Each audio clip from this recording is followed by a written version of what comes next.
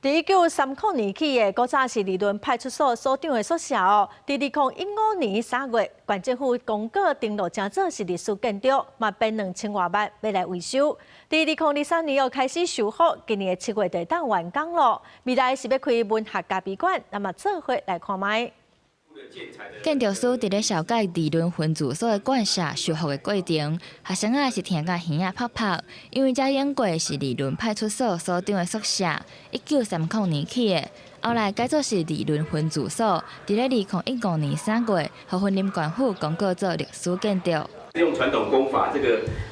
编组讲你讲的灰壁的养灰哈，这个很高纲，就是光养这个灰就要养3个月了哈。 为着保存历史的资产，云林县府编2000多万，伫咧2023年底启动修复工程，结合传统和现代的技术，包括保强增造、提悬基地，还有损接工法等等，有计伫咧今年7月底就会当完工。 在每一栋历史建筑修复的过程当中，都会透过工地展来跟在地的居民甚至是学校的这一些就是学生们来做沟通，让大家透过这个工地展的部分，了解这些历史建筑保存的它的价值跟它的个工法跟特色。甚至有的小朋友都会加快脚步，好像说很恐怖安尼哦。即摆修理到安尼，我相信啦吼，伫咧7月底以后，恁大家看到免犯的所在。 文管处表示，未来修复完工了后，按算打造做文学咖啡馆，结合周边的人文特色，加做当地艺文空间。